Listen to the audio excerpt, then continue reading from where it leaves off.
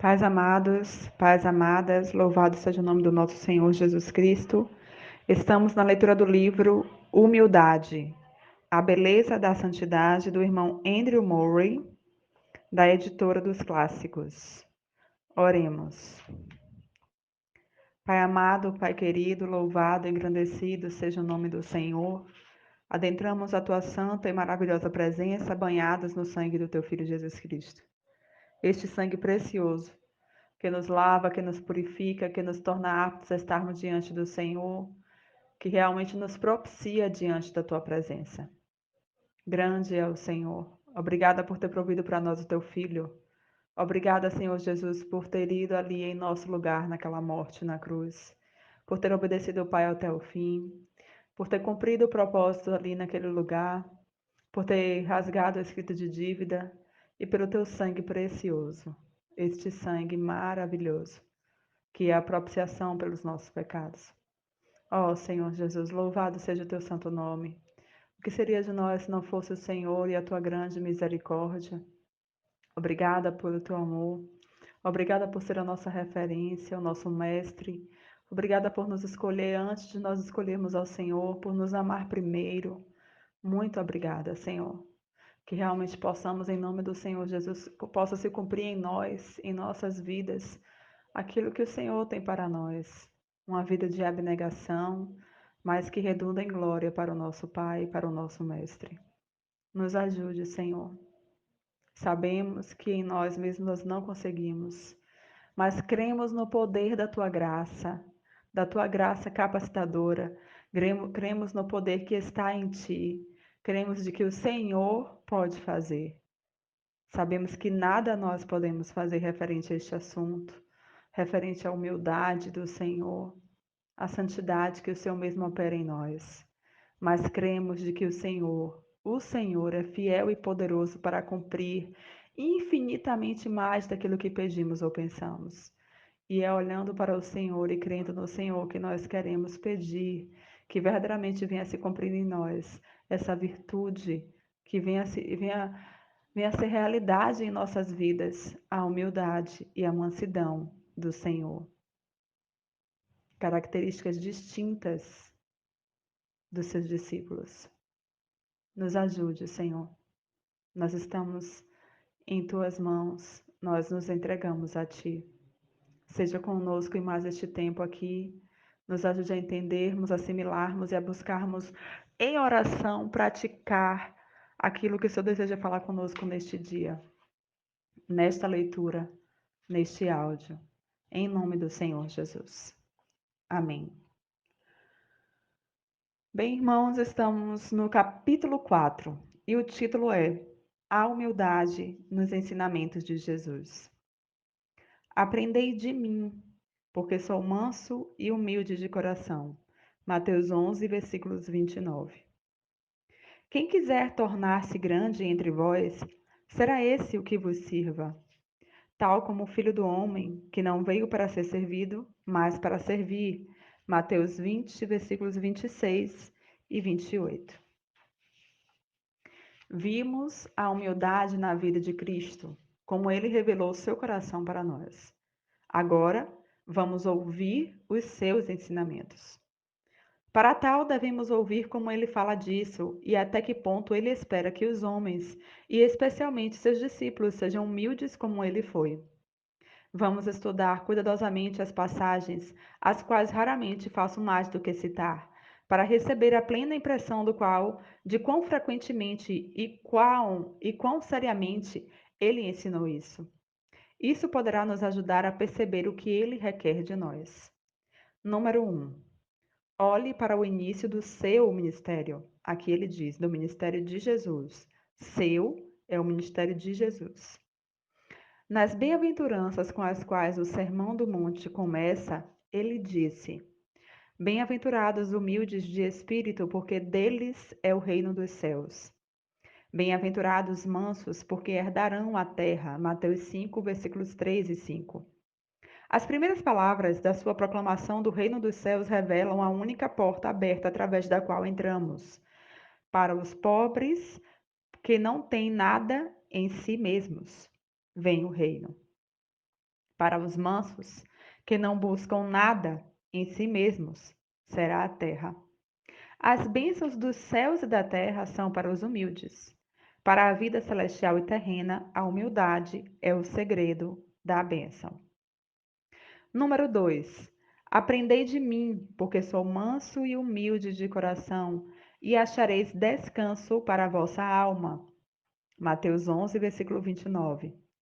Jesus ofereceu a si mesmo como mestre. Ele nos fala que espírito podemos achar nele como mestre, o qual também podemos aprender e receber dele. Mansidão e humildade são a única coisa que ele nos oferece. Nelas, acharemos perfeito descanso para a nossa alma. A humildade foi destinada para ser nossa salvação. Número 3. Os discípulos disputaram quem seria o maior no reino e concordaram em perguntar ao mestre, como está em Lucas 9, versículos 46, Mateus 18, versículo 1. Ele colocou uma criança no meio deles e disse: Aquele que se tornar humilde como esta criança, esse é o maior no reino dos céus. Mateus 18, versículo 4. Quem é, porventura, o maior no reino dos céus? A pergunta é, de fato, de grandes implicações. Qual será a principal distinção no reino dos céus? A resposta ninguém a não ser Jesus poderia ter dado. A principal glória nos céus, a verdadeira inclinação celestial, a principal das graças é a humildade. Aquele que entre vós for o menor de todos, esse é que é grande. Lucas 9, versículo 48. Número 4. A mãe dos filhos de Zebedeu pediu a Jesus que seus filhos se sentassem à sua direita e à sua esquerda, no lugar mais elevado no reino. Jesus disse que não era ele quem concederia isso, mas o Pai o daria a aqueles para quem estava preparado. Eles não devem buscar ou pedir por isso. Seu pensamento tem de estar voltado para o cálice e o batismo da humilhação. E depois, Jesus acrescentou: Quem quiser tornar-se grande entre vós, será esse o que vos sirva. Tal como o filho do homem, que não veio para ser servido, mas para servir. Mateus 20, versículos 26 e 28. Como a humildade é a marca de Cristo, o celestial, ela será o único padrão de glória nos céus. O mais humilde é que estará mais perto de Deus. Ó Senhor, nos ajude. A primazia na igreja é prometida aos mais humildes. Nós precisamos de ti, Jesus. Número 5. Falando às multidões e aos discípulos sobre os fariseus e sobre o amor deles pelas primeiras cadeiras nas sinagogas, Cristo disse uma vez mais: Mas o maior dentre vós será o vosso servo. Mateus 23, versículo 11. A humildade é a única escada para a honra no reino de Deus. Número 6. Em outra ocasião, na casa de um fariseu, ele contou a parábola de um convidado que foi chamado para ocupar um lugar mais à frente, como está em Lucas 14, dos versículos 7 ao versículo 11. E acrescentou: Pois todo o que se exalta será humilhado, e o que se humilha será exaltado. A exigência é implacável. Não há outro caminho. Somente a auto-humilhação será exaltada.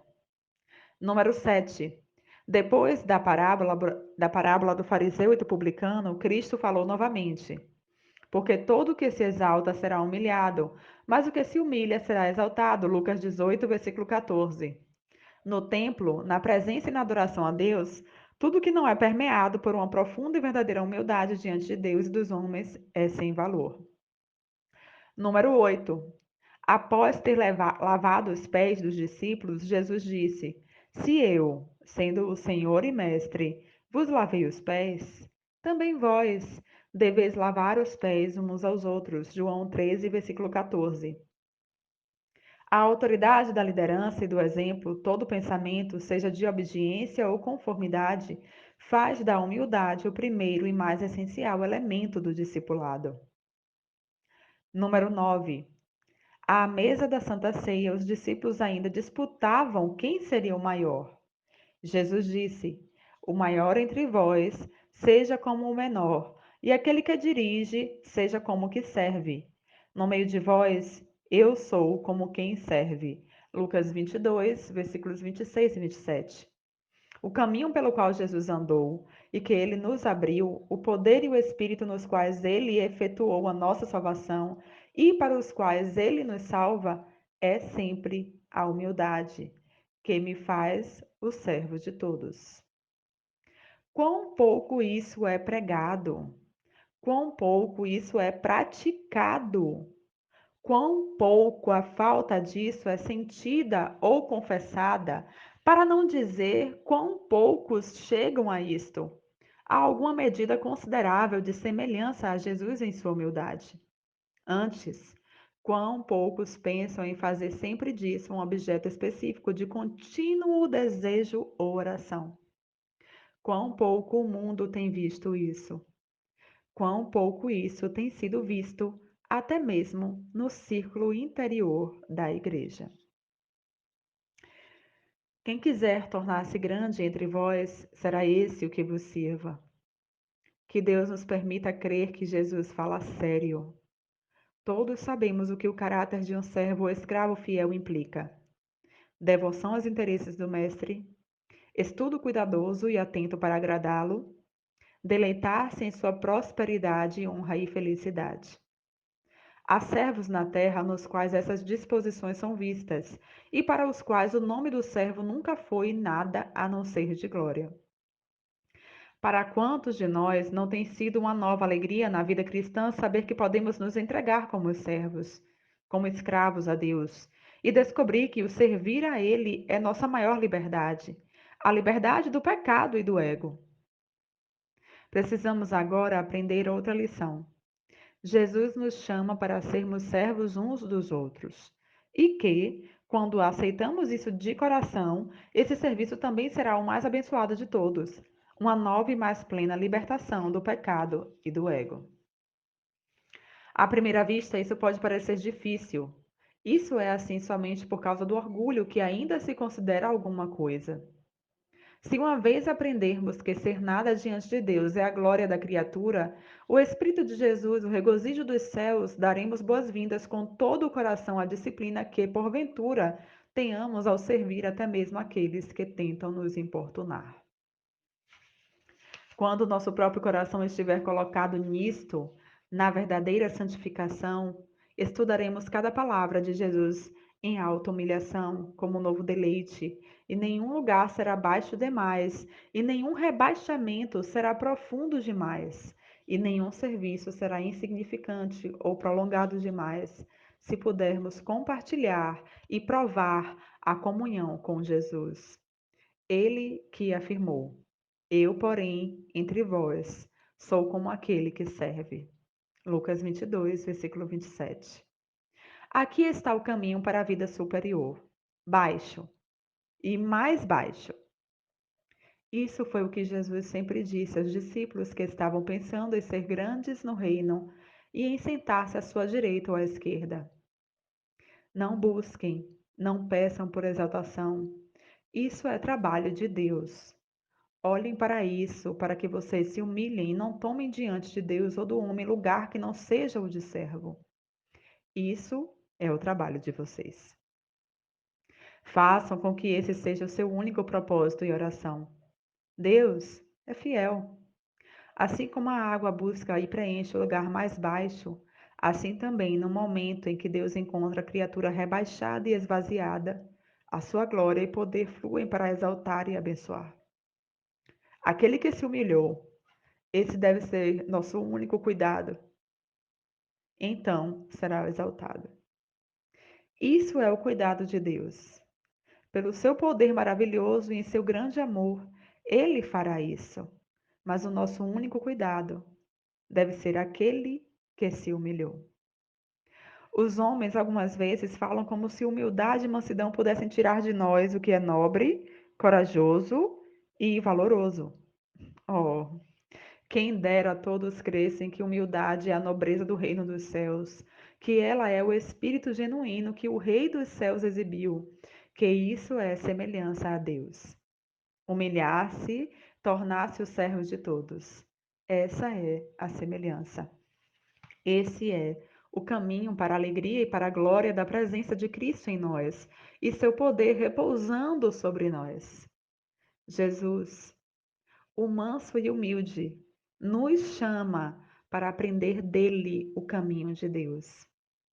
Vamos estudar as palavras que temos lido até que o nosso coração seja preenchido com o pensamento: minha única necessidade é a humildade.